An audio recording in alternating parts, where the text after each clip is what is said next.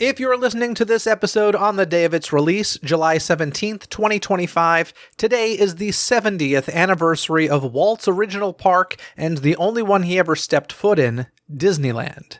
To commemorate the occasion, today, Disneyland Park is opening Walt Disney, A Magical Life, a new presentation in the Main Street Opera House featuring the first ever Audio-Animatronics figure of Walt Disney.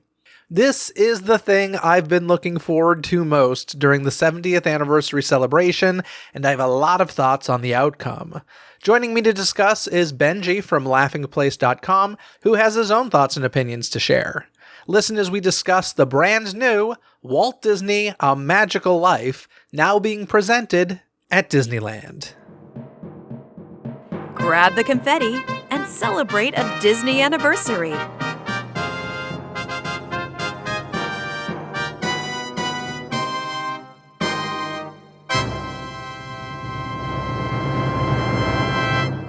Hello, Benji, and welcome to Disney Coast to Coast for the very first time. Lots of laughing place at Disney Coast to Coast, but this is your first time, so welcome. Thank you. Yeah, it's been sort of a journey in that I know you mostly from people asking if they can be on your show. So it's nice to finally be the one asking myself. You gave yourself permission. You are here. So earlier this week, we attended a media event for what was kind of the first public audience for Walt Disney, A Magical Life at Disneyland. And there have been lots of thoughts and opinions based on video and photo being thrown around online. We're going to give our thoughts, having seen it in person, in just a moment. But before we get to that, Benji, I am a Walt Disney guy through and through. He's a huge inspiration for me. He's the reason I continue loving the Walt Disney Company, even when I'm extremely frustrated with the Walt Disney Company these days often. But I'm curious for you, are you like a huge Walt guy, or do you lean more in just like the I love themed entertainment sort of stuff? No, I'm definitely more of a Walt guy than a themed entertainment guy. I got into themed entertainment through Walt. I would much rather go to see a Disney movie or learn about Disney animation or learn about Walt than necessarily go to Universal. I mean, not that I don't like Universal as a consumer, but I don't have the same passion for many of their experiences as I do for Disney as not only as a brand and as a history, but as a community. And I think that's where I truly love Walt, is he created not just a company, but he created ideals that to this day attract many people who view entertainment and what makes good entertainment the same way I do. Yeah, I can remember in elementary school writing a school book report on Walt Disney. I can remember cutting out pictures and putting them in that book report. And from a really early age, I don't know. I feel like I always knew he was a guy, like at an age where most people don't think about it. It's just a theme park. And I don't know, it's just been a huge inspiration for me. One of my absolute earliest inspirations. And I have a lot of emotion involved with just like Walt Disney as a historic figure. Yeah, I got into Walt because I grew up watching the Disney Channel. Disney Channel was founded in 1983. I was born in 82. So by the time I was cognizant of television, it was around, and they did a lot of historical Walt programming at that point. They reran the Wonderful World of Disney, Wonderful World of Color, whatever you want to call it. And so I knew him as a person, at least as a host. And I remember going to Disneyland early on, like so excited because I'd seen it built up on Disney Channel. And my mom saying, I'm asking, is Walt still alive? And she tells me he would have been if he didn't smoke. And that made me never want to, I mean, not that I was smoked anyway, but that made me never smoke. And I got the Bob Thomas book on one of my early visits to Disneyland, read a little bit above my grade level to read that biography. And, some of that stuff may be considered apocryphal in today's standards, but it was truly an inspiration in terms of getting kicked down and having to build himself back up over and over and over again. And I remember in 1993 when they built the partner statue or added the partner statue to the park, and just wanting everything that the partner statue was on. I wanted the statue. I wanted the ornament, even though we didn't have a Christmas tree. I wanted everything involved with the statue because I just thought it was such a loving tribute to Walt, and just it made me. And if my house, I have artwork of the partner statue nearly everywhere. So it just means a lot to me as a man. I go to the Disney Family Museum a lot. I'm not one of those Disney fans who believes the magic ended in 1966. I think many of the things they do today, to this day are fantastic. But I do think that's based on the foundation of Walt. I mean, even many of the creatives that power Disney's other brands, whether it's George Lucas or obviously Kevin Feige, Stan Lee, they were all inspired by Walt in a way. And so many of the things that we consider not Disney but are still kind of Disney. I'm looking at a Back to the Future thing I have here. It's like, well, that was inspired by Walt Disney. I mean, so much was inspired by him that we love. Yeah, absolutely. And it's crazy just to think about the impact he had on entertainment. And frankly, what wouldn't exist if he hadn't been around is crazy. That's a whole other podcast. But you kind of touched on this already. Before we get to the, Walt's first audio-animatronics figure featuring his likeness, I want to talk about kind of the ways that the parks have represented him already for a long time. You mentioned the partner statue. I think that's the most iconic one, right? The statue and the parks, which I can't believe. I'm also a 1982 kid. So I find it hard to believe that Disneyland existed during my lifetime without a partner statue. I remember, I don't know, this was a while ago, but I remember finding out it debuted on November 18th, 1993 in Disneyland Park. That, of course, is Mickey's birthday, November 18th. And to think that like 11 years of my life that wasn't there is weird to me. Now, granted, I hadn't visited Disneyland in the first 11 years of my life, but it's still kind of mind-blowing to think of that park without it. Do you know why it's there? I heard a story about a Ferris wheel. I've heard that, I can't remember, is that where you're going with this? So they used to do these seasonal sort of, if you're familiar with Jack Linquist, these like crazy off the wall marketing events, particularly in the early Eisner era when they were still wanted to build out the parks, but things took time to develop. So they did Circus Fantasy and State Fair. State Fair, they put a Ferris wheel there. And then Circus Fantasy, they put a Globe of Death, one of those motorcycle. Oh gosh, yes. And so like Finally Imaginary is like, what can we put there that they won't move? And like during the birthdays, they'll put these like Dreamcatcher, you could win the car in the hub. And it was just becoming a little too, I don't tacky. know, a little too carny. Yeah. It's so now they're not going to move the partner statue. So it's funny. When I worked at Disney, we had a parade taping and they needed to put a stage in the hub. And so they basically like made this protective barrier around Walt. And so like it was like this little hugging of Walt so that they didn't have to move it, but you couldn't just see it and, get in the shot because it would be kind of weird just to be performing in front of Walt. Yeah, I had heard that Marty Sklar is the one who really advocated for the partner statue for the very reason of, I don't want a Ferris wheel blocking the castle ever again. He was also a big proponent of the Roy and Minnie statue, whose name is escaping me at one time. And the fact that guests can actually sit down in that was a big part of what he wanted. So yeah, obviously he was known as a big proponent of preserving Walt's legacy, and it's a beautiful tribute to him. Absolutely. And the Roy and Minnie statue, I know, is at Magic Kingdom, as well as here at the Walt Disney Studios lot in Burbank, California. I think those are the only two. As far as partners, once it went to Disneyland Park, it went to Walt Disney World's Magic Kingdom in 1995, then Tokyo Disneyland in 1998, the Walt Disney Studios, the real studios here in Burbank, California in 2001, and then at Walt Disney Studios Park at Disneyland Paris in 2002, along with the park opening there. So we have 5 partner statues. I just want to clarify you one thing. The statue of Roy and Minnie, which is sharing the magic, is actually also at Tokyo Disneyland. Oh, okay. So there's 3 of those. Perfect. Magic Kingdom, Florida, and then Tokyo, and then Walt Disney Studios. I do like the distinction of like, it's down on ground level, I think partners allowed them, and being able to see how people interact with partners allowed them to lower their guard on future statues. Like storytellers, the statue exactly. of California Adventure is you're able to kind of hug Walt if you so choose. Yeah, so Storytellers is the next statue that came along. That was Disney California Adventure in 2012. That statue is also at Tokyo Disney Sea and Shanghai Disneyland, if I'm not mistaken. Oh, so they're putting these statues everywhere, which is great. I love it. Walt the Dreamer, I think currently only at Epcot, if I'm correct, right? Yes, I also have a model of it in my bathroom. Oh, man, you're one of those people. That one came along in 2023, and yes, a lot of people think it looks like something different, but that's hilarious. So yeah, we've had statues in the parks for a long time. They honor the man in that way. The one statue I think that personally means a lot to me is actually Hong Kong Disneyland's Dreammaker statue, which is once again on a bench, but it's Walt and Mickey.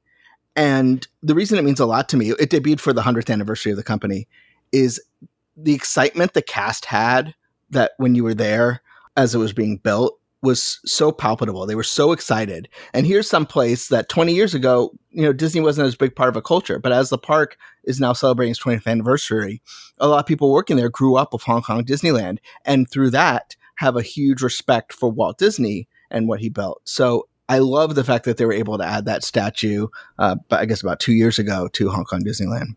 Yeah, so both that and Walt the Dreamer premiered in 2023, as you said, for the company's 100th anniversary. So the Disney 100 celebration. Yeah, it's kind of fascinating that now that you mentioned that you said that's Hong Kong Disneyland, correct? Right. Yeah, what's fascinating is obviously Walt Disney is known all around the world and treasured all around the world, but I mean, maybe selfishly, I just think of him as such an American icon.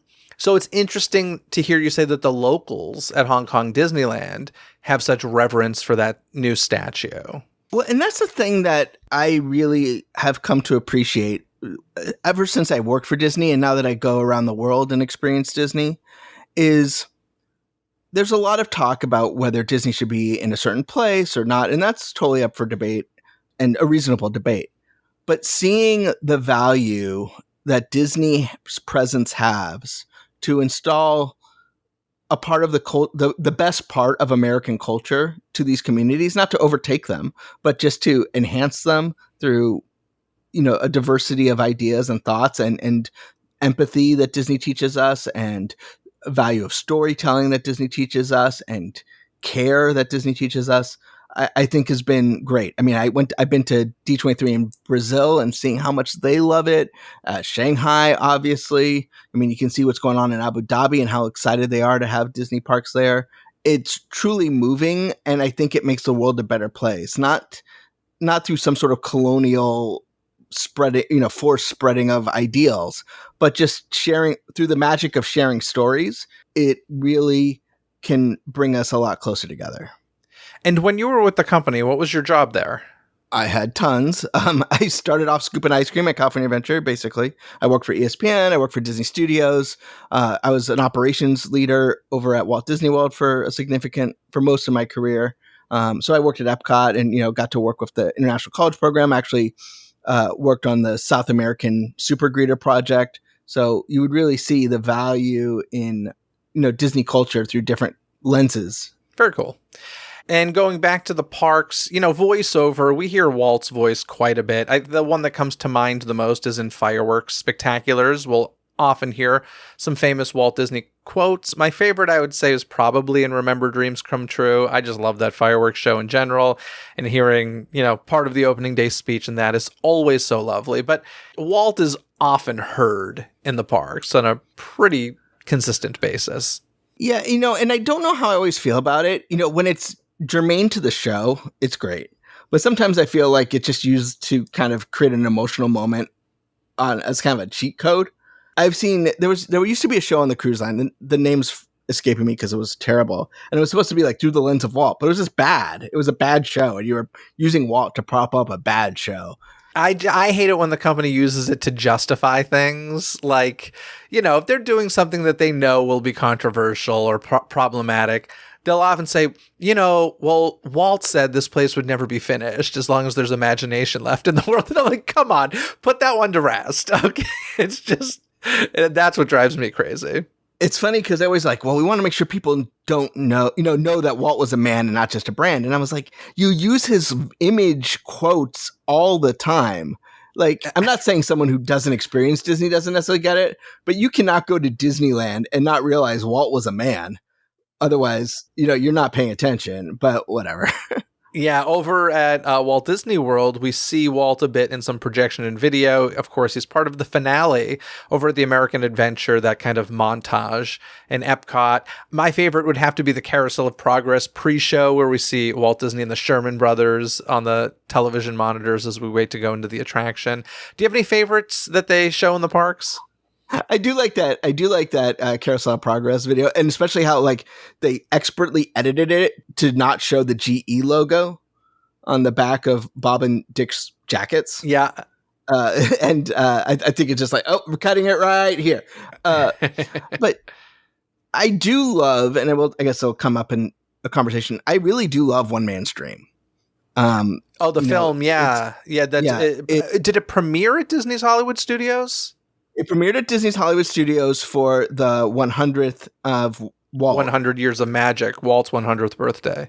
Yeah. Yeah. And then it came to Disney California Adventure for a brief time. Did it really? Did it go in the Whoopi Goldberg theater there? What was it called? No, it actually went to where Turtle Talk is today. There used to be the Robin Williams, Walter Cronkite Back to Neverland movie there. Gosh, I don't remember that. With, I remember that at Disney's Hollywood Studios or Disney MGM Studios. Yeah. I didn't realize those two things came to DCA. It must have been early days DCA. Yeah, so it opened with the Walter Cronkite video, and then they replaced it fairly quickly after with the One Man Stream show. It's kind of their way to celebrate Walt's 100th birthday, and then eventually became Turtle Talk. Speaking of 100 Years of Magic, that is the year 2001. Not to be confused with Disney 100, 100 Years of Magic was celebrating Walt Disney's 100th birthday. And as part of this, you're shaking your head already about the confusion. I know, it's very confusing. It's not the confusion, it's the fact that it makes me feel so old that from the time that we celebrated Walt's 100th, Disney 100, the 100 Years of Magic, yeah.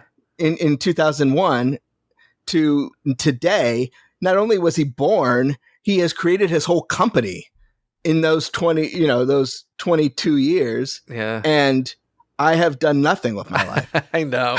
Listen, do not compare yourself with Walt Disney. We will all fail miserably. And to just give yourself a little credit, it was a very, very different time. I think things were a little easier to get done back then. But in any case, as part of 100 Years of Magic, something happened as far as Walt being seen in the parks that I never thought would happen.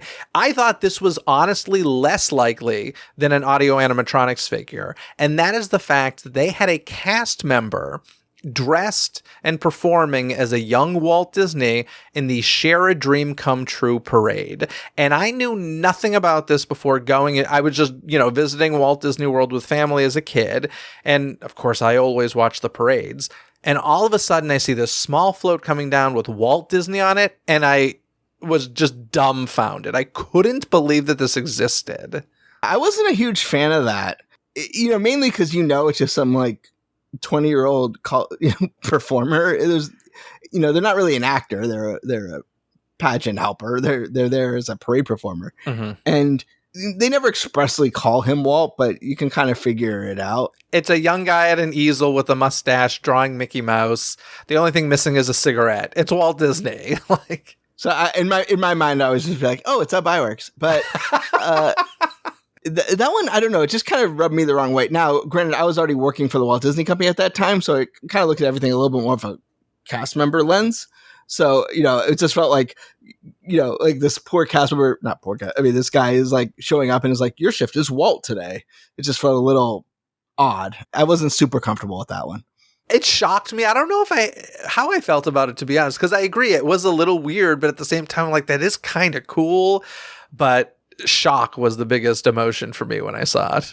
And to be clear, I wasn't like, how dare they? I wasn't raising the pitchforks. You were picketing. That's what it. Yes. Yeah. No, I wasn't. I mean, I worked that parade. I mean, I saw that parade more times than any human should, and you get used to it. But it was just like, oh, really? That's different. It's different. Yeah. Speaking of 100, so we're going from 100 Years of Magic to Disney 100, which was celebrated in 2023 to celebrate the company's founding. And with Disney 100, the exhibition, this was a touring kind of museum experience. They introduced the whole experience with A Walt Disney created by quote-unquote Disney Magic Stage technology. A lot of people use the word hologram to describe it. And this I never saw in person. Did you see it in person? I did, not initially, but eventually I went to see the exhibit. Okay, based on video, which we'll get into in regard to the Audio-Animatronics figure as well, I don't think it's easy to base opinions, or at least fair opinions, on video with these things. But I did feel it felt a little off from what I saw watching video of it. The movements, the look, the voice wasn't great, didn't sell it for me. I'm curious your opinions on that, having seen it in person. Yeah, I would say, it wasn't perfect. It also just, as a guest going to the exhibit, it just wasn't made to be as big of a deal as it kind of became in the community. Okay. Or, and they did kind of push it out there, which I thought was just an odd choice. But yeah, I think we can get into this conversation deeper, but it's like, there's no one I know as a public figure outside of my own family, basically, mannerisms, way of talking, than Walt Disney. I mean, you watch like the Fantasia audio commentary and they use some audio from Walt, and then they have an impersonator saying stuff Walt said, but just say it. And you can tell the difference. 99% of the world can't tell the difference, but I can. And they reuse it all the time. And it's just like, at what point are we going to forget that this isn't actually Walt talking? Do you know who did that voiceover perchance? Because I was thinking about it. I was like, Walt is a really difficult voice to mimic. He's not easy. I don't know that I know anymore. I mean, this was, a long time ago. I don't know if I ever knew. Yeah, I'll have to look into that because I am curious. Thankfully, they don't use a ton of voice matches for Walt, I don't think. So that's kind of interesting. I didn't realize that with the Fantasia thing. But in any case, as we get into conversation about the first Audio-Animatronics figure of Walt Disney, we got to talk about a little bit of controversy surrounding it, mostly related to Joanna Miller, who is Diane Disney Miller's daughter and therefore Walt Disney's granddaughter. Joanna was 10 years old when Walt Disney passed away, so she was a bit older than I thought initially, to be honest. I think everybody's heard about her upset with this happening. And I was like, in my mind, I was like, she was probably 4 when he passed away. She probably doesn't have that strong of memories anyway, but she was 10. She was, a full-grown kid who did have her own thoughts and opinions about her grandfather at that time. So, I respect that, but I also feel like it's time to do this. But she claims to have proof that Walt Disney didn't want to be turned into a robot, as she calls it. My argument with that is always, then he wouldn't want statues of himself either. And we've been doing that for decades now. So, I don't know. Many family members support it. My guess is that the company probably respected the wishes of Walt's daughters during their lifetime. But at some point, it's just kind of like, we're going to do this. Yeah, in my headcanon, and I don't know if this is accurate, but what I feel is the most likely situation is exactly right. Like, she was around, someone asked, hey, they should turn you into an audio-animatronic, and he'd be like, oh, no. Like, not out of humility, not out of principle. Totally. Because the principal argument doesn't make a whole lot of sense in that he created an audio-animatronic of the man he idolized, Abraham Lincoln. And he obviously did not intend that as a slight or an act of disrespect. So, yeah, do I think he wanted an audio-animatronic of himself? Probably not. I don't think anyone would, but that doesn't mean you would object necessarily if someone just chose to honor you in that way long after you're gone. Yeah, no, I completely agree. It's not like Walt wasn't doing this with historic figures already. If he had only made cartoonish pirates and ghosts and stuff, it would have been one thing. But knowing that he was very serious about creating an Abraham Lincoln audio-animatronics figure. And therefore, I don't know. Listen, she's family. Like, I respect her opinion. I don't think it's a good enough reason for the Walt Disney Company not to do it. So I'm happy that they finally did it. I've really been wanting this for years. And to be clear, I totally, she's totally allowed for her opinion, as the whole family is.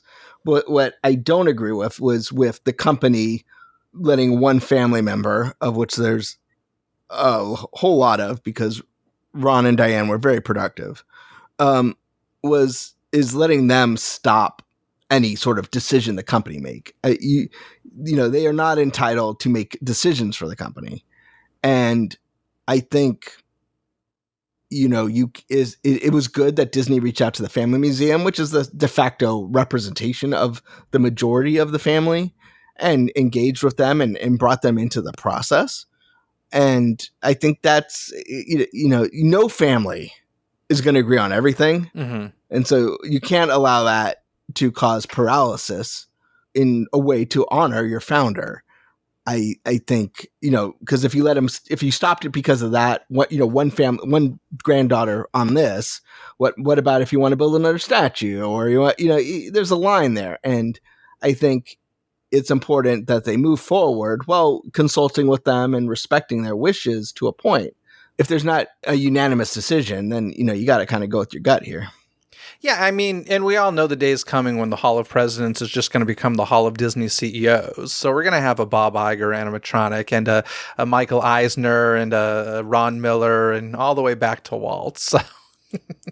Yeah, Roy. I mean, I would think that's. I'm not one of those CEO haters. I think Don Tatum is completely disrespected in terms of his importance to the company. I always say it's a bit unfair to be CEO of the Walt Disney Company because you have to, and listen, Bob Chapek is the first to recognize this, but like you have to be personable. You have to be a figure that is seen and loved by the public. And I don't think there's any other movie studio where people really care or even know the name of the person running it.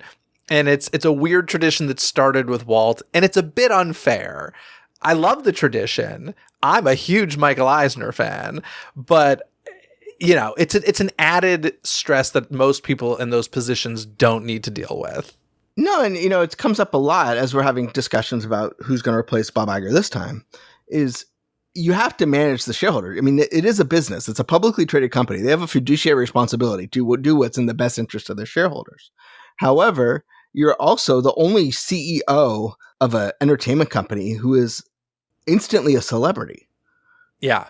I know who the head of Warner Brothers Discovery is, but I don't think most general people do, but most people can tell you who Bob Iger is. Yeah. And that's not a bad thing. That's a great thing, but it puts on an extra burden in the job where you not only have to be good at the job as an executive, but you also have to be steward of the company. I mean, and that's why oftentimes the company works best when there's sort of two people behind steering it, whether it was Walt and Roy or Michael and Frank. When Frank left, that was not Michael's peak performance. Bob Iger was kind of the unicorn who has done well without sort of a strong second.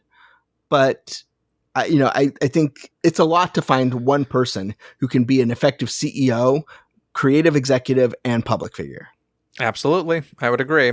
And just to wrap up this part of the conversation, the controversy, as we said, it's really one family member. The Walt Disney Family Museum is very involved. The day before we went to see it, they said, Walt's family came to see it and loved it and had lovely things to say. So, it exists. I don't know how Joanna's dealing with it, but I know she was trying to petition against it at one point. And honestly, I hope she sees it at some point and really loves it. My guess is she'll never see it, but I would love for her to see it and love it. I also hope, I wish for her sake, she keeps it in perspective and that this is not sacrilegious. So, she might not agree with it, but I hope it doesn't sour her visit to Disneyland knowing it's there. Yeah.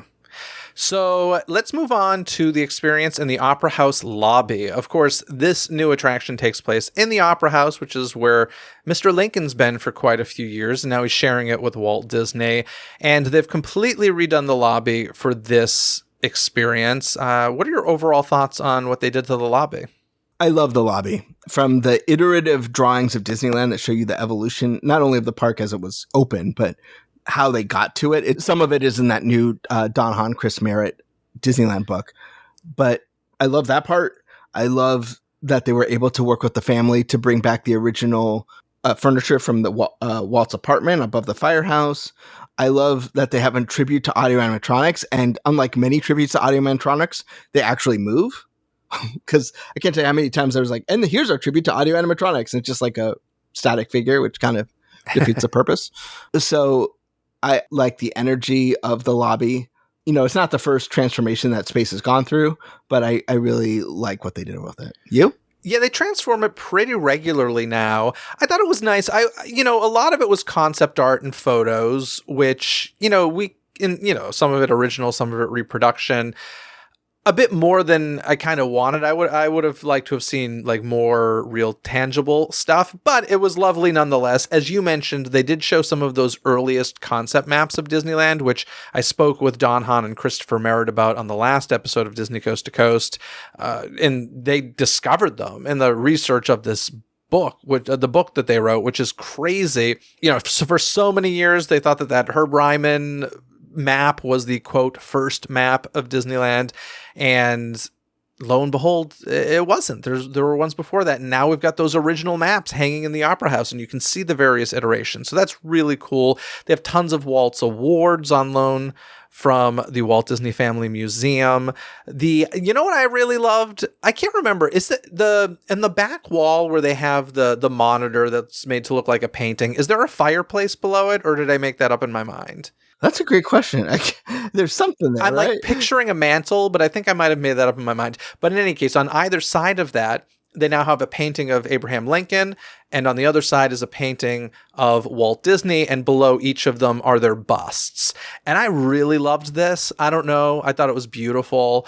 The monitor that has been used for Lincoln to kind of give a little pre-show there, they now have a pre-show for the Walt Disney show as well.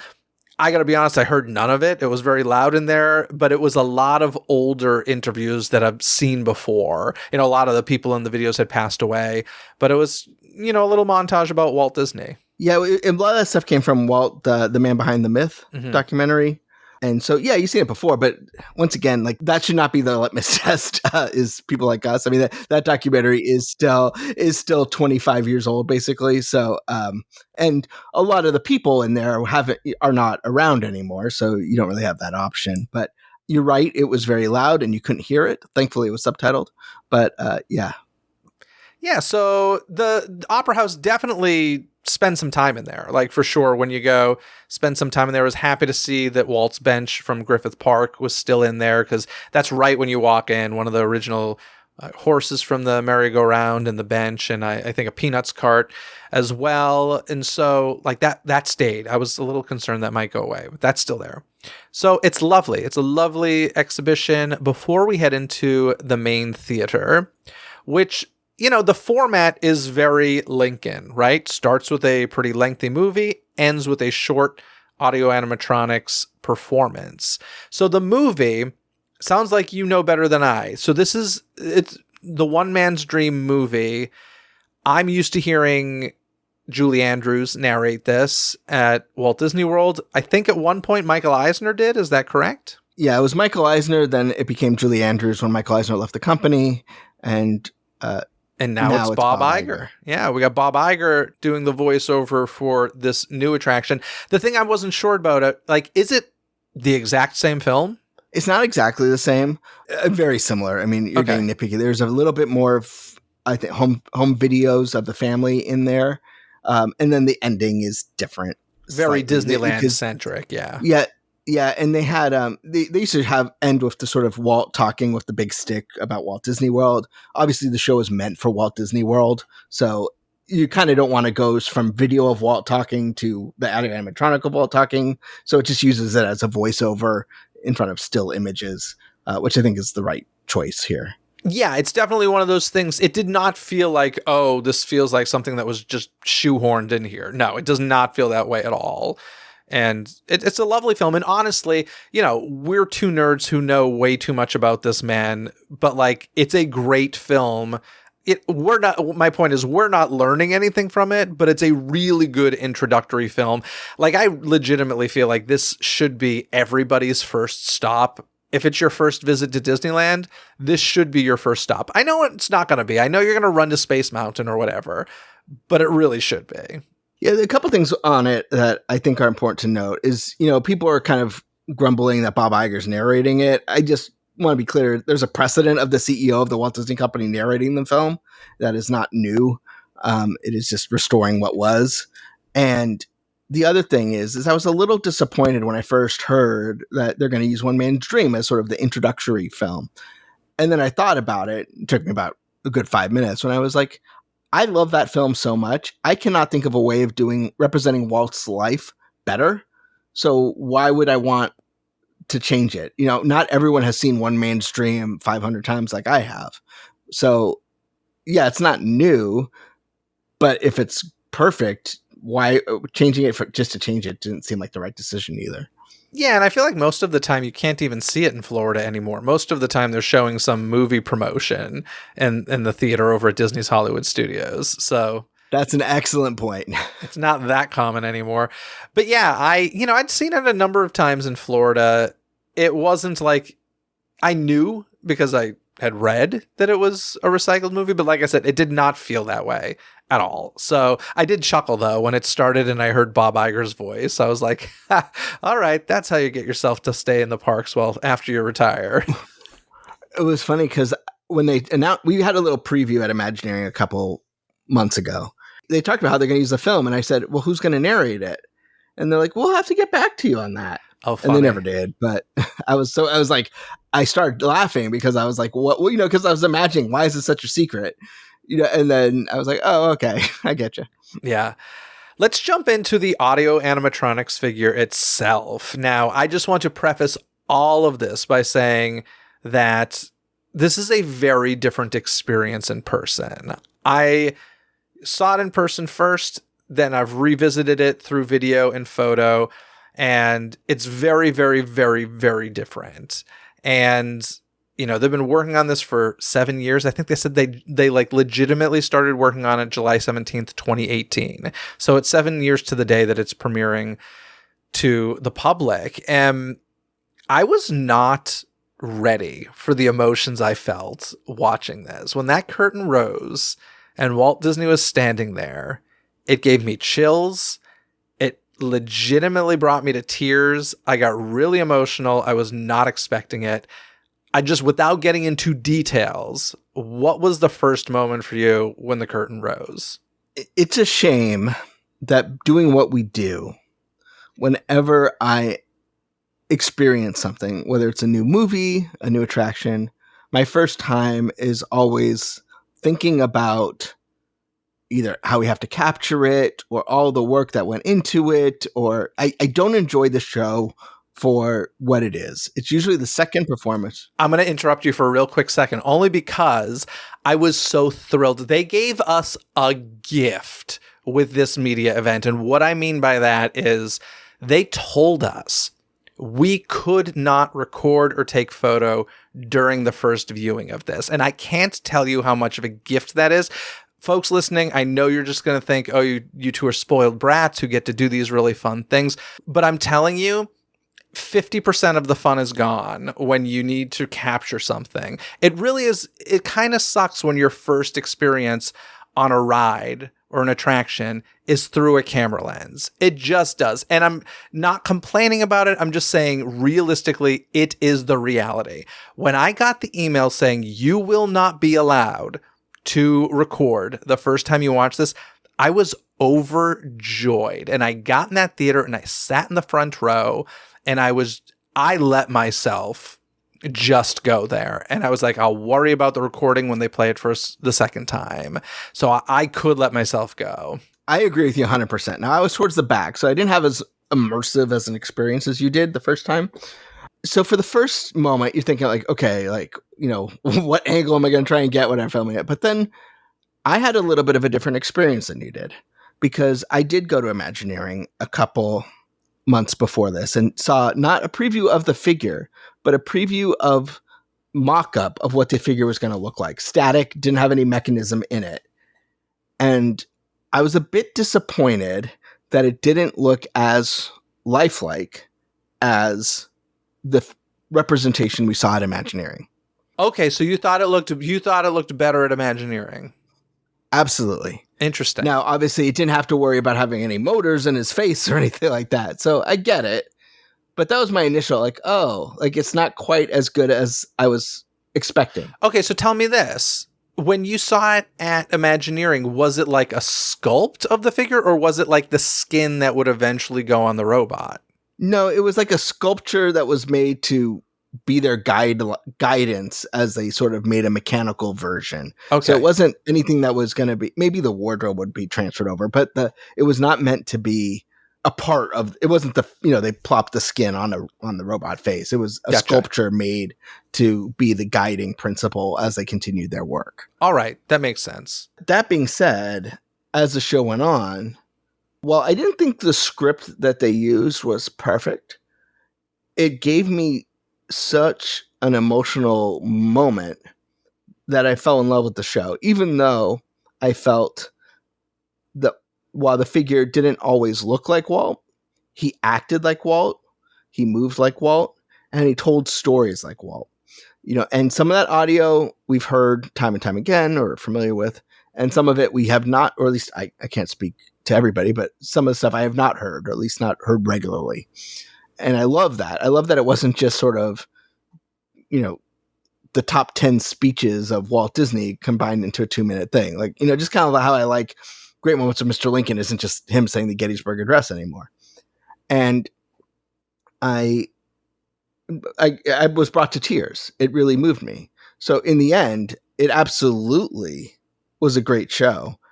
And I understand when you post a picture, it's not going to be it's not meant for a camera. It's meant for an audience. It's really not. And it's not meant to be seen up close. In fact, I mean, we kind of, the Disney media machine, who really likes to control how us as media present things. I said I sat in the front row the first viewing.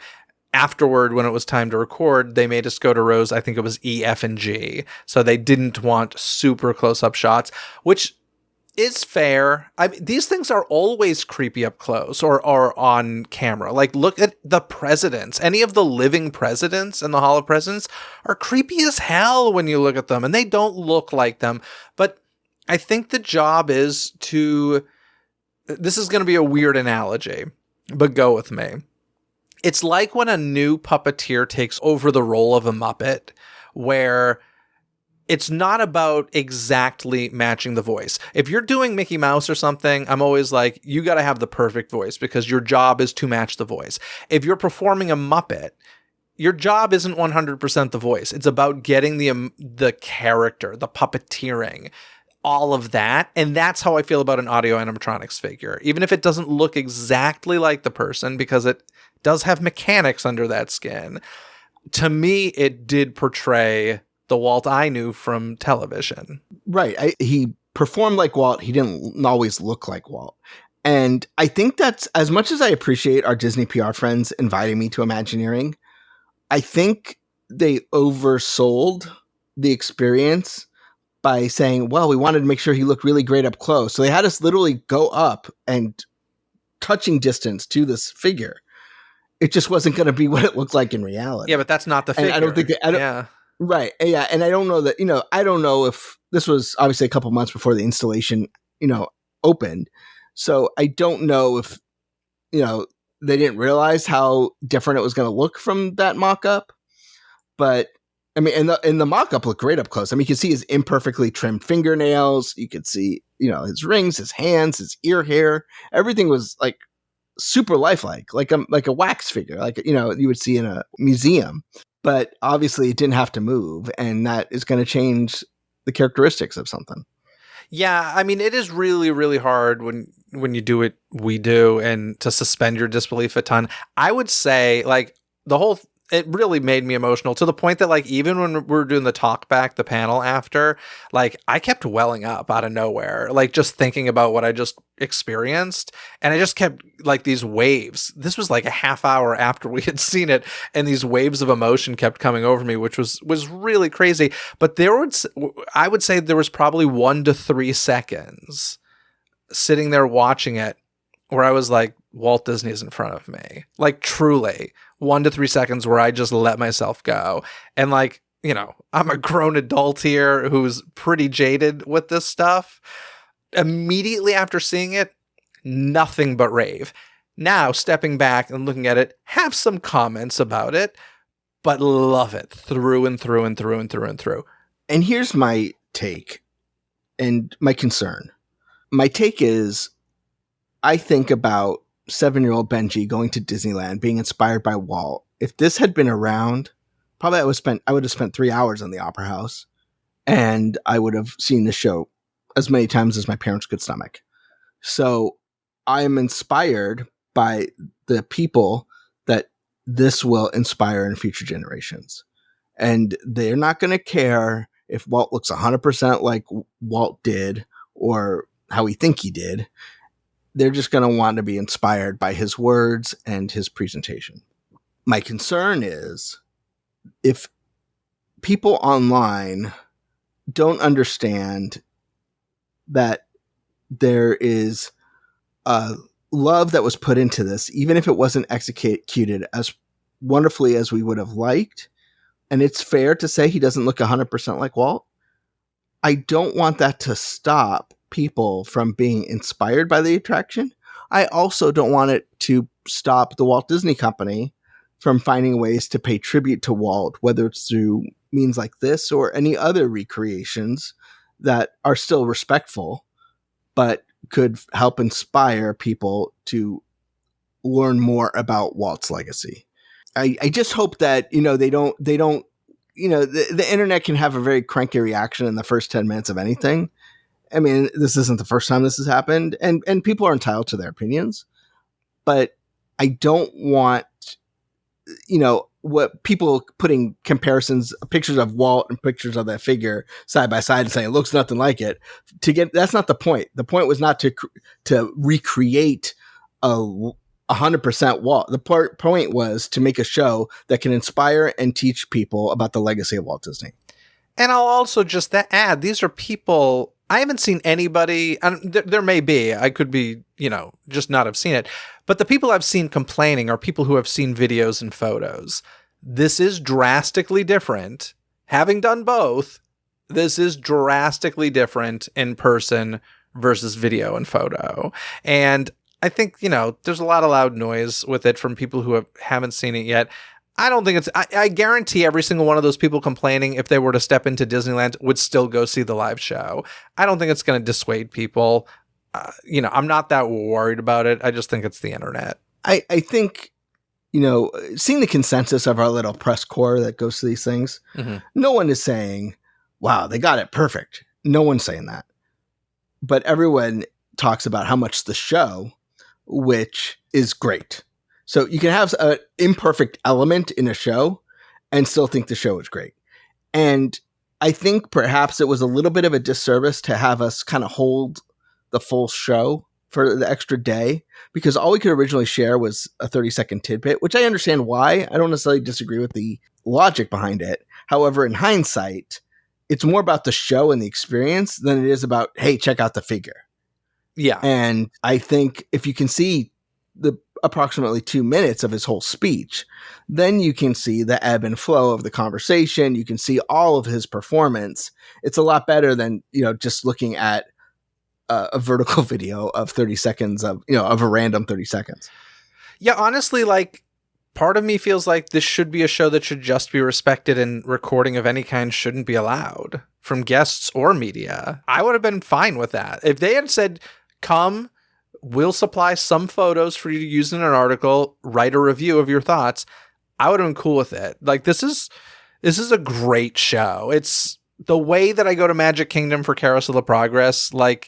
This is up there with my absolute favorite things in Disneyland Park. This is an every time thing for me. I agree with you. I don't know that we needed to record it. I don't know that anyone needed to record it. I don't know that Disney needed to record it. I mean, except for posterity and archival reasons. Yeah. Because it's not meant, just like anything. You don't go to a Broadway show and record it.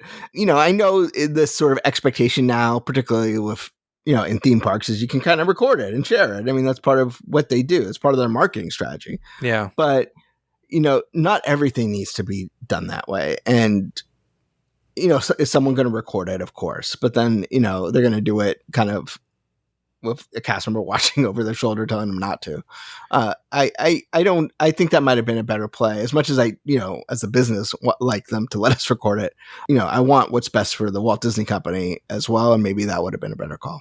Yeah. Let's get into some of the specifics. We're going to break down the figure and just touch on them. We've talked about the face a bit, but I think one of the things I noticed is Walt had a kind of slender face, and this is a more round face on this figure. The only thing I can think is there needs to be space for the mechanics. It's a very expressive face. The raising eyebrows, the lip movements are really great.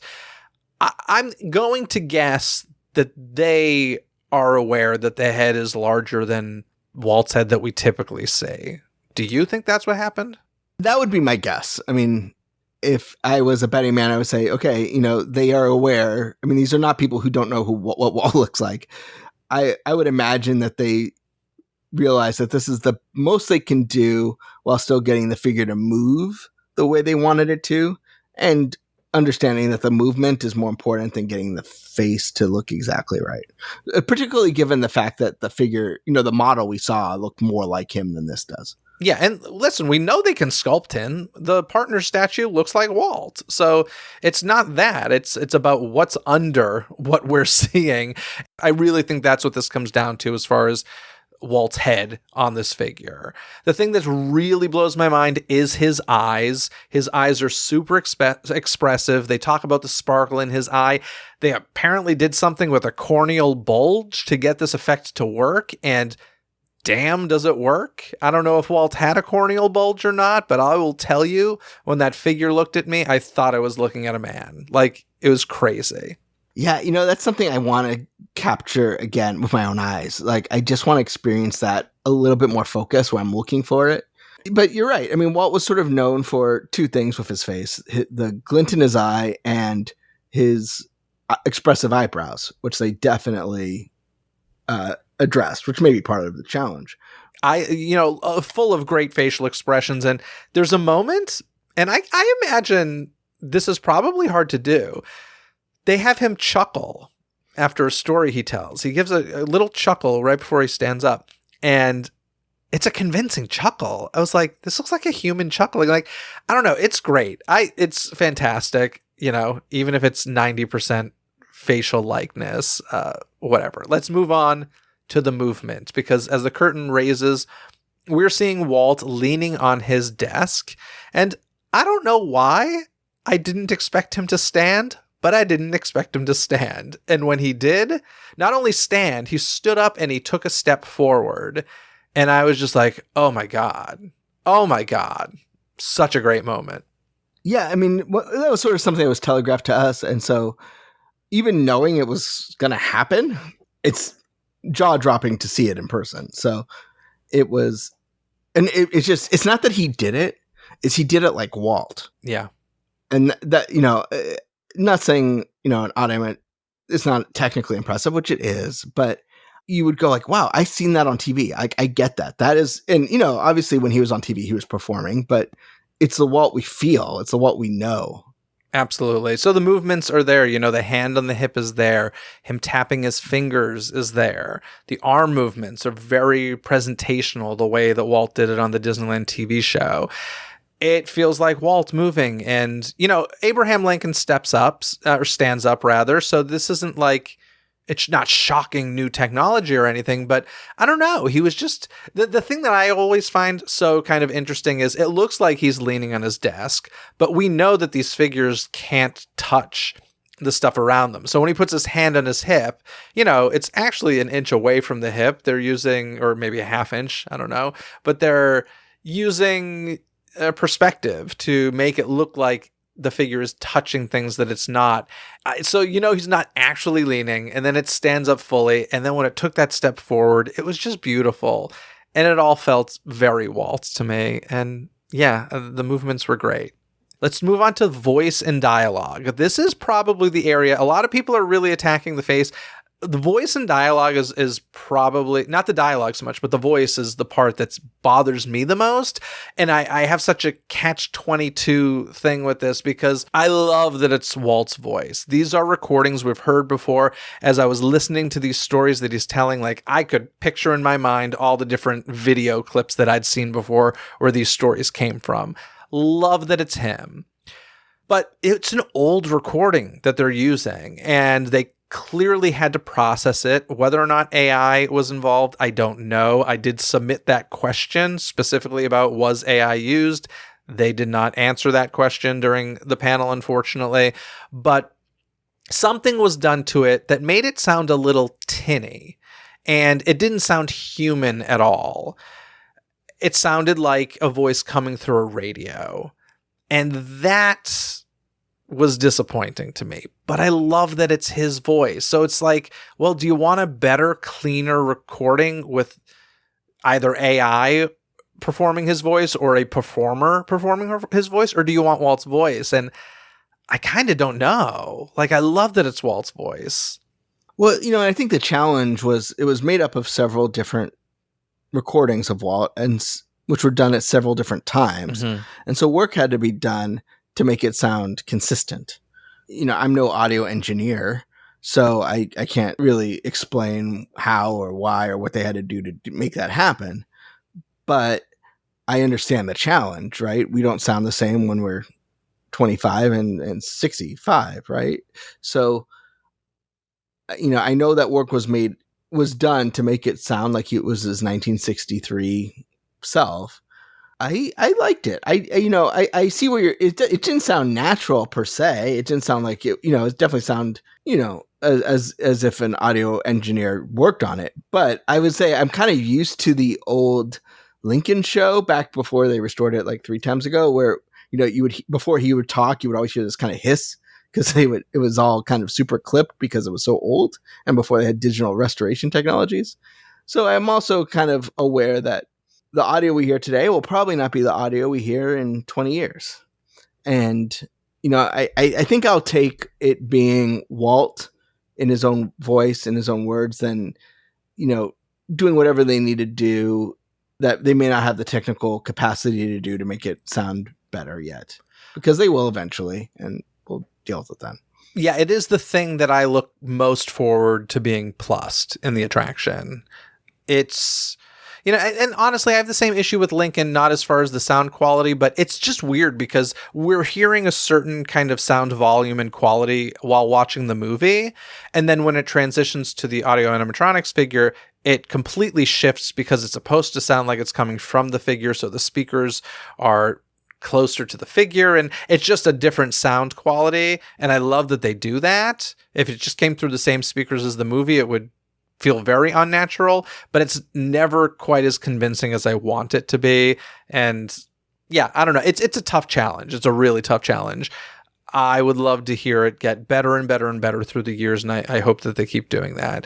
As far as the clips they chose, I loved them. There are a lot of like the classics, the staples there that we hear over and over again. But there's also one that I don't hear being played a ton, and that's the story about his brother, the mailman, and his envy for his brother who had weekends off and really had the fun time in life. And I love that they added that because it's a story I knew, it's a story I loved, but I don't think it's one that a ton of people have heard.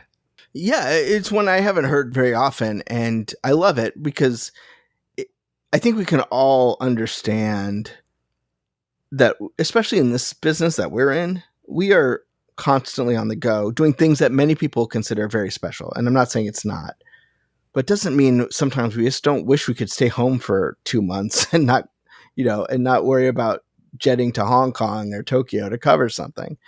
And it makes you appreciate the sacrifices he made and that he values quieter moments, because it shows that he's not just a movie mogul. It's that he's a regular guy who just happened to build a fantastic enterprise. And I like the fact that he talks about that he's there just to kind of spread pollen, because I think a lot of times, you talked about the Shared Dream Come True parade. They show Walt drawing.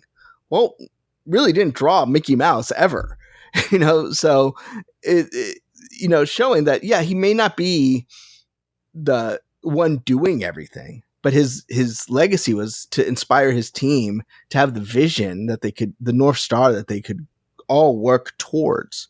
So I love that. My only criticism of the speech, besides the fact I wish it was longer, is I don't love that it ended with the often used line of "it all started with a mouse." Mm-hmm. The One Man's Dream show ends originally with Michael Eisner saying, Walt often said it all started with a mouse, but at the Walt Disney Company, we know it actually started with a man with a dream and a mouse. And I don't want Walt to be limited to the fact that, first of all, he did much more. He did a lot that was foundational before Mickey Mouse. And I don't want to move the attention from this show to be a Mickey Mouse show. I think it would have been better to almost kind of end it with the keep moving forward and have the more forward-looking ending than kind of just, as they often do, just bring a Mickey Mouse at the end to kind of wrap it up.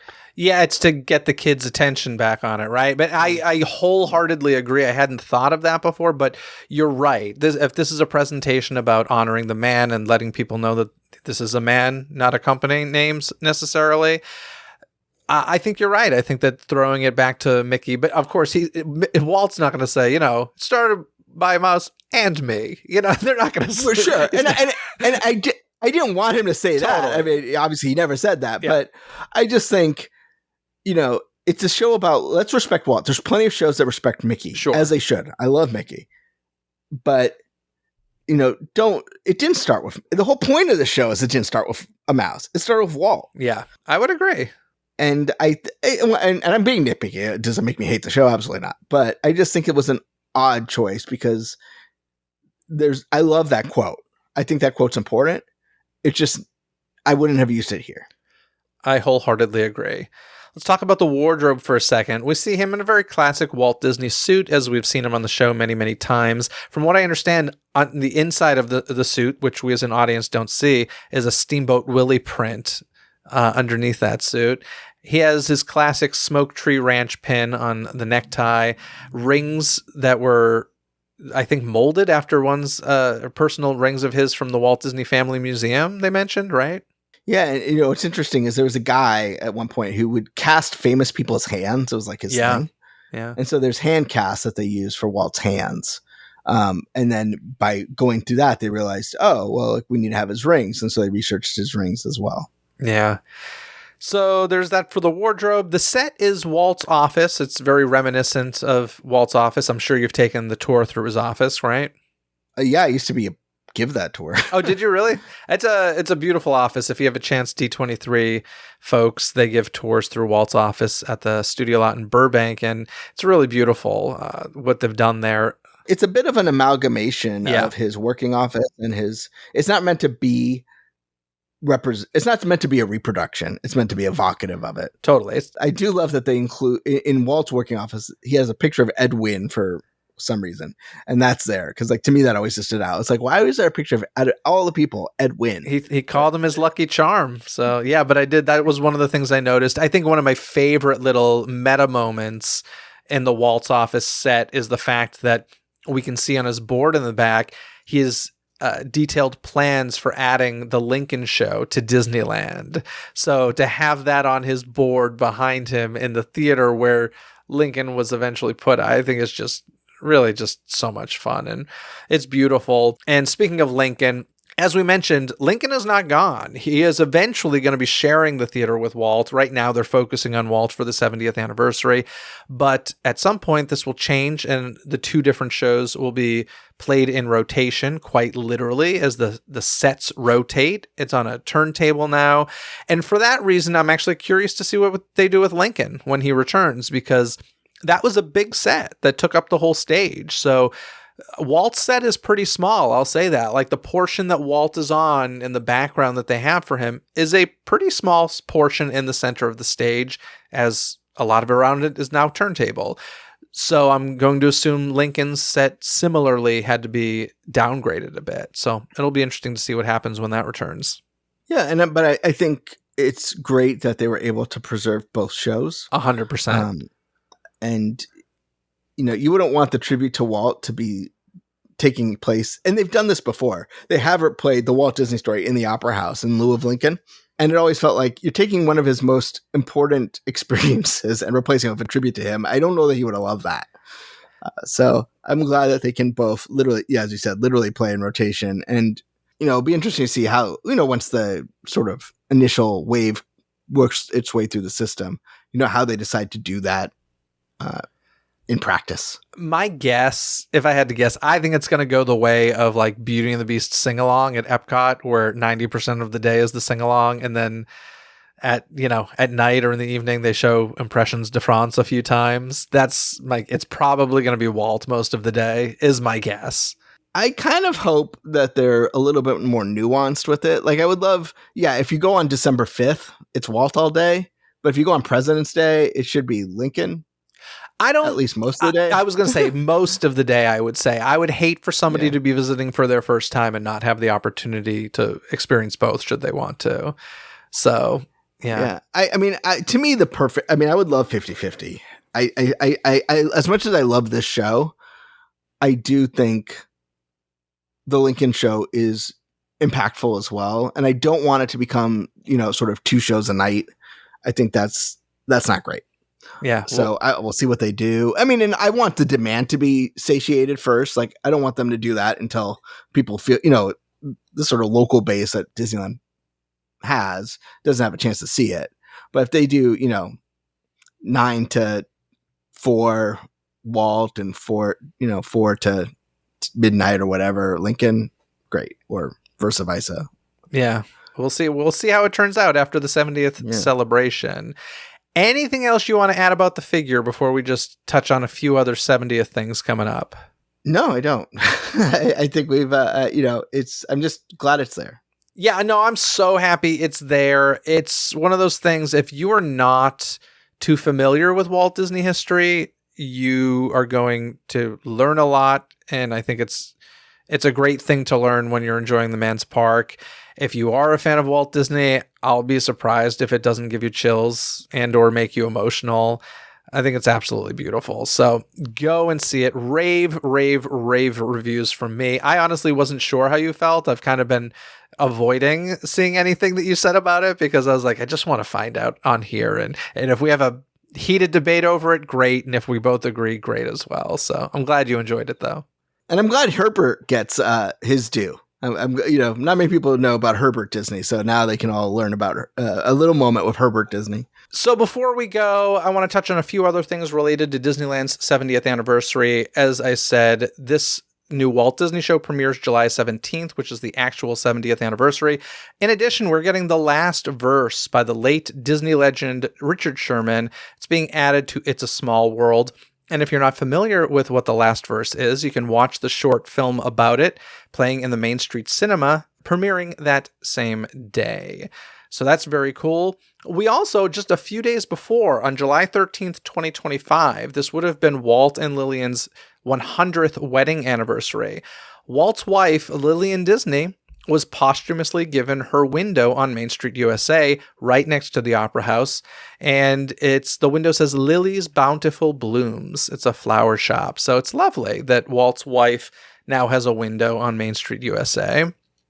And, for an anniversary celebration that up until now, it was like primarily returning things like Paint the Night, Wondrous Journeys, and, a few smaller new things thrown in there. They have some really nice things actually premiering and happening on the actual 70th anniversary, July 17th, 2025. But for you, Benji, has there been anything from the 70th overall that really stuck out for you? I love the vibe. I love this whole celebrate happy vibe. I feel like we need that right now. I love the last verse. I love everything about the last verse. I have fond memories of Richard Sherman, and I just am so happy that he's able to have this final legacy at the park. And I'm honored that Bob Iger thought it was important enough to champion it not only at Disneyland but also Walt Disney World.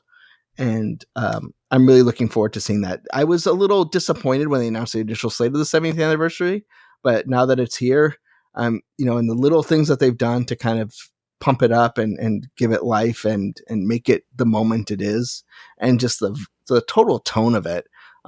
As we're getting ready for the next major expansion of the Disneyland Resort, I'm really happy how it actually played out. You know what surprisingly delighted me was some of the Magic Band Plus activations, because I'm usually not somebody that's into those things, and it's usually just like an audio thing, so it reacts to some audio. And they actually have touch points in Disneyland where like you touch it and a ticket prints out or something. And they have a few of these around the park, and those have been way more fun than I ever expected. So that was fun. Folks, there's also the Tapestry of Happiness projection show at It's a Small World. Definitely worth checking out. The Carthay Circle restaurant has projections on it at night. There is World of Color Happiness, which is a new World of Color for the celebration. There's a Celebrate Happy Cavalcade. Toy Story Midway Mania has a 70th anniversary overlay. There is, of course, the Key to Disneyland souvenir that has gone a bit viral.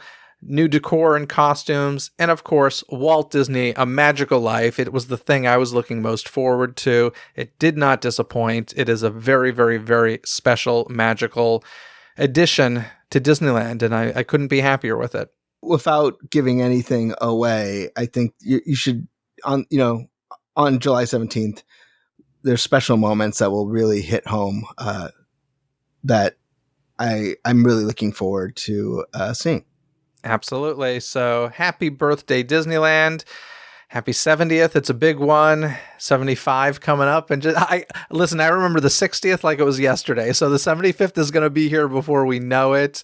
And Benji, thank you so much for coming on the show. Yeah, I remember the 35th. So. Oh, God. But thanks for having me. It's fun to talk Walt.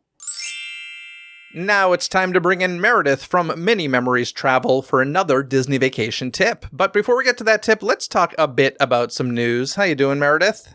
I am very well, thanks, Jeff. How are you? I'm doing pretty well. Well, the big news, we've talked about it, we've touched on it a bit before, but it is officially closed. Rivers of America and Tom Sawyer Island, they're done. They're never again at Magic Kingdom. And with that, construction walls have gone up and land clearing begins for the new Cars attraction coming to Magic Kingdom.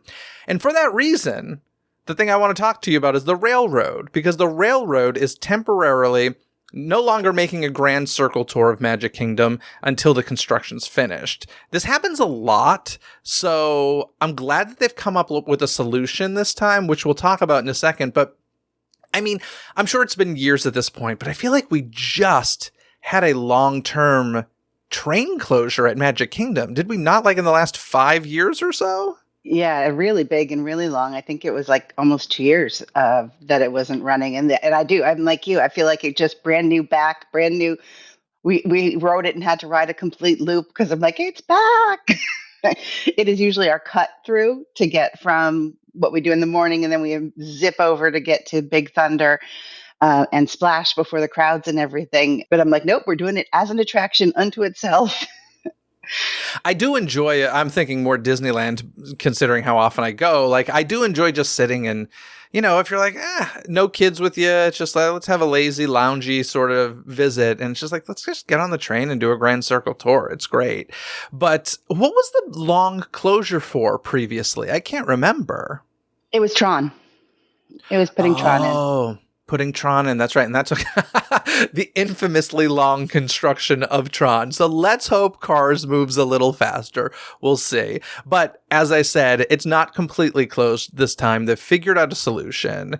And the solution is that the train now travels between the Main Street station and Fantasyland over at Storybook Circus.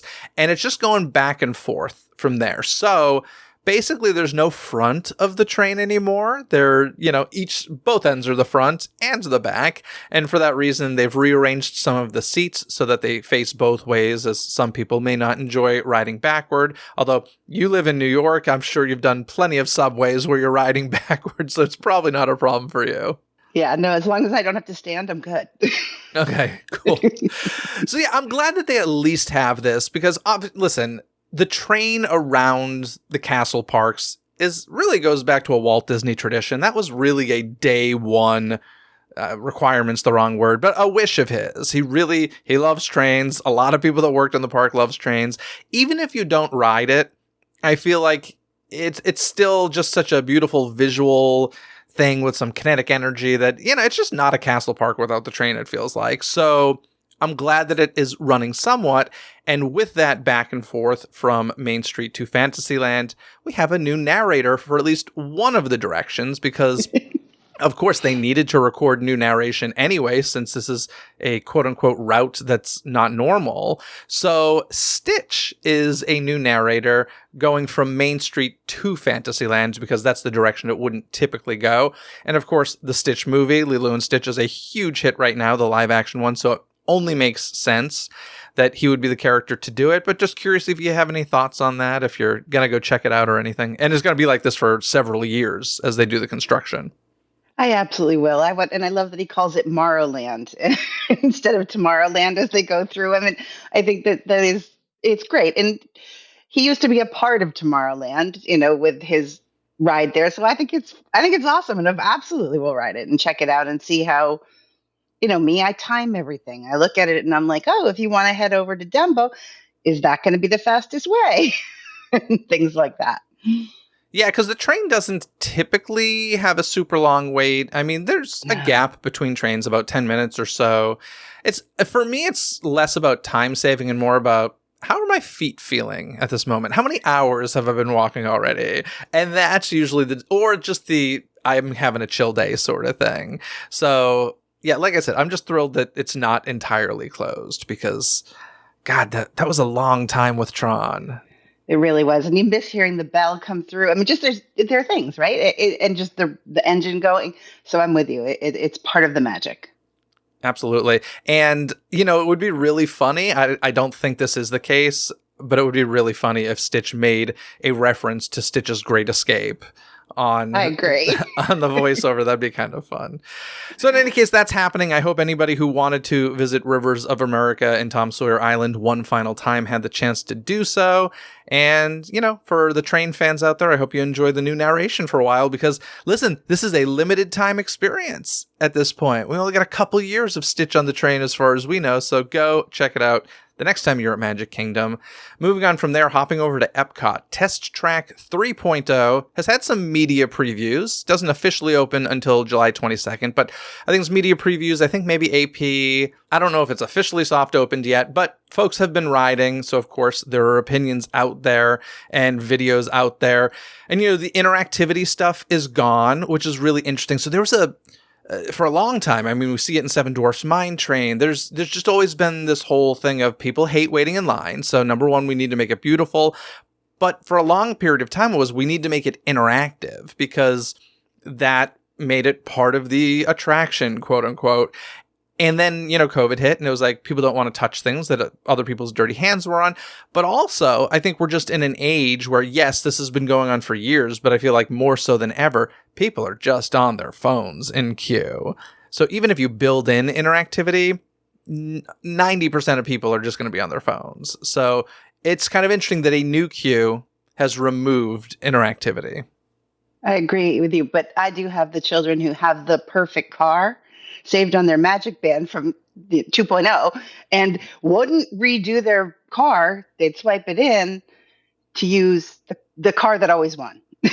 And they'd compete and tweak them. So I do have those children. They're adults. The poor men deserve to be called men. Well, just in case people don't remember, explain what that was, how you built a car in that queue. So you got to choose the tires and the body of the car and choose efficiency. And mine spent a lot of time making sure that they tweaked it. And over the years, they'd load their car, their saved car that was saved on their Magic Band. And then they would just tweak that car and then see if it beat their brothers or not. And it was a whole thing. And they got really into it. So are you telling me that the car design you choose actually affected the outcome of the ride? Because I just thought it was a way to distract people. No, they did. I'm sure it's just a software thing. They had this car with this tires and this one goes faster and handles it better. So then it changed. It changed who did it and what they did. And if you looked, the boys got really into it. They would say, "Oh, this tire's better," and that's that. Maybe I'm wrong, Jeff. Maybe if we Google this, they're going to say, "Meredith, you're insane, and your children are insane." But it worked for us to enjoy it, and that it saved the car from time to time. They loved. At the very least, in your mind, it affected the outcome of the attraction. That's fascinating. I mean, you may be right. I just always assumed that was complete BS, and it was just like something to keep people busy. But gosh, now I need to look into that. I need to research that and find out if it affected things. Now I do too, and I might burst my children's grown men's bubble. Well, it's fascinating. I didn't know that you could save it on your Magic Band. Like I assumed at the end of the day, it would just go away, and then the next time you'd come, you'd have to start from scratch. But you're saying you could save the design on the Magic Band and when you make got tweaks. to those, when you got to those things, you put your Magic Band on to save it to you, and it would say saved car. Interesting. So, I mean, honestly, I haven't ridden Test Track a ton. I like it, but it's one of those attractions that, I've done both previous iterations of it, and I enjoy them both. But it was always a long line, often broke down, and I was like, I don't know, this is not a priority for me here. So I didn't ride it a ton, but that's fascinating to know that like your kids were so into it that they kept the design and tweaked it. When we went through the long line, most of the time we went through single rider's line, let's be real. But it would have their saved car still. Fair enough. That's really, really interesting. They did get rid of the Tron-like theming. It's different theming now. There's some cool effects in there. For me, I'm like, it's just a fast ride. Like, that's what it comes down to. It's a fast ride. That's why you ride it. I don't really care what the pre-speed portion of the ride is. I'm like, it's whatever. But I know some people really, really love this ride, and that's cool. And it's reopened. It's obviously an e-ticket for Epcot, so it's good that it's reopened and that they're putting some new love into it. And apparently there are some small nods and Easter eggs to the original World of Motion attraction, which I'm 99% sure I rode at one point, but I don't have very strong memories of, sadly. I'm the same as you. I know I rode it. I don't either. I remember the change, but that's all I remember. Yeah. Anything from a travel agent point of view that Test Track 3.0 reopening means for you and what you tell your clients? It'll change the touring plans. It will hopefully make the queue a little bit less at other places and kind of balance out the park, which it needs. That's always been a complaint of Epcot, is the lack of attraction. So people would think of it more as the worlds, which I love. To me, that's Epcot. I actually used to like old school Epcot where they had interactive things in the buildings and it was learning. So having it back is going to balance the park. Yeah, it's also going to put a lot of heavy hitters on that side of the park because Test Track 3.0 is right next to Guardians of the Galaxy Cosmic Rewind. So those are two heavy hitter attractions on that side of the park, which means the other side, the Imagination Institute and the land and, the seas, are going to need some new love soon. So we'll see what that means to balance it out. Yeah, because everyone's going to be going left. It's going to be, as you walk in, the world's going to go left. Go Absolutely. ride Soarin'. go, it's honestly, go ride Soarin'. Absolutely. Yeah. Cool. Well, in any case, let's move on to some Disney experiences we've had recently. Anything you've been up to? I have to admit, I haven't done much Disney, except I'm planning, which leads into my tip, which is why I want to share this. 2 incredibly different Disney trips. So I have this one family this is their big birthdays and their children's big birthdays. And they're like, we want the perfect Walt Disney World trip. We want to stay in the best and spare no expense. So that's been really fun to create. But I also then have this cute honeymoon couple that every penny matters. And so I want their trip to be just as spectacular as that one where money's no issue. And so I'm really having fun coming up with those magical moments for them and the things you can do to create. They're already going to have an amazing time, right? It's their honeymoon and they love Walt Disney World. They want, she wants to feel like Cinderella. So they already have that, but it's been a lot of fun saying, okay, let's stretch your dollar here. Let's do this so you can have the one special meal. and order groceries in and do all these other things. So it's just, for me, that's been magical to say, all right, I've created literally every vacation, but to do them simultaneously and they're traveling at the same time and try to be, it's made me up my game. That's really cool to hear, honestly, and I love to hear like your excitement for that, and it seems very genuine. And honestly, listen, the big expensive vacations obviously benefit you as well, financially, but I'm going to assume this whole, cheaper vacation, finding the magic in different places sort of thing, it must feel really satisfying I'm sure you'll hear from them after, and that's gonna feel really good. It really does. And just both families are having huge joy with this planning. But yeah, my heart is with this young couple, and I want this to be, and it's also speaking to me. I just celebrated my 30th wedding anniversary this past week. I want them to want to go back to, we went back to where we honeymooned. I want them to go back to where they honeymooned and experience it as they age, like we have. And it's just been fabulous. Awesome. Well, we'll get to the tip related to that in a second. But for me, I went and saw Elio. Yes. It's fine. Yeah, it's fine. Yeah, it's fine. We found out it was a production in trouble that changed tremendously, and that's never a good thing when the original intention is just completely swept away and it's completely changed.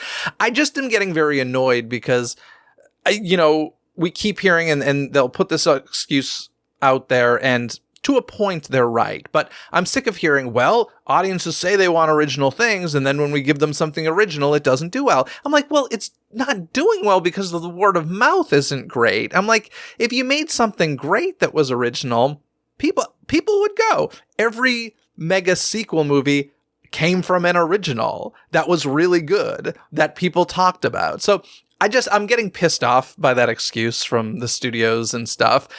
Just make a good freaking movie. And listen, box office is a weird thing. Box office is something that people just define by opening weekend, how much money it made. That's it. They never take into account what's the weather in most of the country, where most people, stuck indoors, like didn't want to go out because they were just having torrential downpours, or exactly. What did it come out up against? Like there's so many factors, but I feel like the immediate response is, it's didn't do well because people don't want to see it. I'm like, no, sometimes I want to see a movie 2 and 3 weeks later because I don't want to deal with opening crowds or whatever the case may be. And I'll tell you, these days, a lot of times 2 and 3 weeks later, the movie's no longer in the theater, and it drives me crazy. I'll see months of the same trailer for this one movie, and because I missed opening weekend, I can't see it on the big screen. And I'm just like, what the hell? And so the excuse of Elio not doing well because people don't want to see something original, I think is a poor excuse, personally. Sorry, I went on a rant I didn't expect to go on, but there we go. That's okay. It came from the heart. These things are true. I mean, you have to bring your A game. If you don't bring your A game, you can't blame it on anything else, right? And that Elio, from what I'm hearing, and I haven't seen it yet, isn't the A game. They need to bring their A game. And they can do it. We've seen it a million times. Totally. And one other thing I did, I won't get too into because I'll be doing a whole episode about this, but I visited Walt Disney's mansion at Woking Way, which I'd heard about for years. I got a private tour of it. Stop it. Yeah, so that was a pretty cool experience. And I actually discovered something there that even the expert tour guide had never noticed before. And I think it was just a happenstance sort of thing, but I was literally sitting there on the sofa and I look over, I'm like, holy crap. And he's like, oh my God, I've never noticed that. And I'm not going to say it right now. You're going to have to wait until I do an episode about it. I can't wait to hear it now. That's awesome. Yeah, it was a really fun experience. This is the house that, his 2 daughters grew up in. This is the house that, the famous Christmas morning story of he built the little Snow White cottage in the backyard. It's still there. The cottage is still there. Yeah. So it was pretty magical. But like I said, I'll do a whole episode about that in the future. So with that, Meredith, what is this month's Disney travel tip? So it is based on this couple that I'm trying to make magical. They have their list of what they want to do and bang out and really we're focusing on that. And they're there for a week. So I'm like, okay, yes, but let's slow down. I agree. Everyone who goes should get up, in my opinion, should get up early and have a plan of how you're going to do it to avoid the crowds if the rides are your focus. But then there's the rest of the time. Take the moment to do the unbelievable magic shot that, go over to the PhotoPass photographer in certain places and they'll have a magic shot that you don't really know what's going to happen. I mean, you and I do, Jeff, but they might not. And those are going to be some of the memories. I've pointed out little quiet places for them to go. Like one of my favorite is in Japan and Epcot. Go to the koi pond. You're in the shade. It's beautiful. Bring a snack, a drink, and just go and have. I have sat there with my 5-person family, and not one other person's come up. So you can be in these crowded places and have these moments. So take time for the magic. Yes, do that. You never know what you're gonna see around the corner if you slow down. And that's sort of my tip on that is make a balance. Have a balanced plan. Have your must-dos, but also when something's happening right in front of you, pay attention. Because you never know. That might be the moment that you treasure forever in your vacation. Little things as walking down Main Street USA, I always tell the parents, the first-time visitors, try to have one parent up ahead and get a picture of your child's face the first time they see that castle. You're not going to ever get that back. I have the first time my children watched Bear in the Big Blue House in Hollywood Studios. My son's face when Bear came out, he was meeting a hero. So those are the magic. And I'm trying to really create these areas for them. And that's what I do for all my clients is take a balanced look and have your must-do rides. But as I said in other things, pity them, don't be them. Don't make it all about the race. You're there to create memories. I'm curious, how many days, you said they're there for a week. How many relaxing days did you work in, or are they theme parking it every day? They're theme parking it every day in terms of night, but not so we have dinners in the theme parks. Once you hit 5 days of tickets, the next 2 are like $10 a day. So they were like, okay, that's worth it. But they are going to water park. They're going to just do spa. They don't, oh gosh. Okay, I don't think they'll listen to this. I will make sure they don't listen to this before. Their parents have bought them a spa day. So we have a little few things thrown in that they're going to not know are coming. But I usually would have said at least 2 days off. And so they are doing 2 days not fully in the park, but they are going to have 1 day of lunch in the park and 1 day of dinner in the park on those days as well.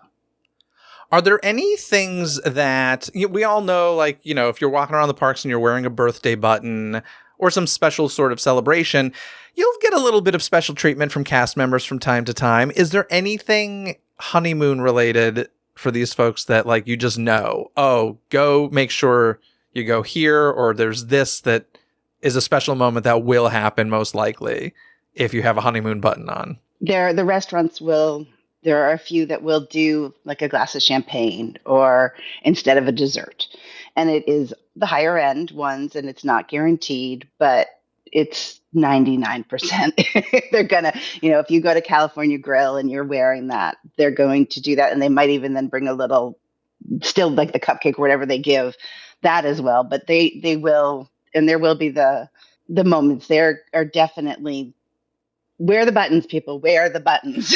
I tell people all the time, they're like, I don't want to wear a birthday button and all that stuff. And I'm not saying fake it. Do this if you're really celebrating. But my aunt and uncle went, and they were, I think, in their 70s, and it was for a wedding anniversary. And I was like, get the button. And these were folks who had never booked. This was back in the Fast Pass days. They'd never done any of that. They never dealt with magic bands. I was like, wear the anniversary buttons and you will get so much special treatment. You'll be shocked, especially, I'm just going to say this because they were older, right? And they were celebrating an anniversary. They had all these things in their corner. I'm like, don't shy away from it. Own it and let it be known that this is a special occasion for us. Take care of us, because they'll take care of you. So wear the damn buttons. Exactly. And I had a couple that got chosen as the family of the day because they were honeymooning. And so there are little moments. Do I guarantee them? No, but you're way more likely to get it if you're wearing the button and if you're happy. You know? Absolutely. Well, perfect. Thank you, Meredith. And folks, you can get Meredith's top 10 tips for visiting Walt Disney World simply by contacting her and asking for the Disney Coast to Coast bonus document with no obligations whatsoever. You can find Meredith's contact info using the Mini Memories travel link in this episode's description. And don't forget, Meredith can help you plan any vacation you'd like at zero cost to you. Excellent, Meredith. Until next month, have a great one. You too, Jeff. Thank you. Now, folks, I hope you enjoyed this episode, and I'll be back next month with another. If you're looking for more before then, be sure to check out the DCTC catalog featuring hundreds of different episodes with a wide array of topics and conversations.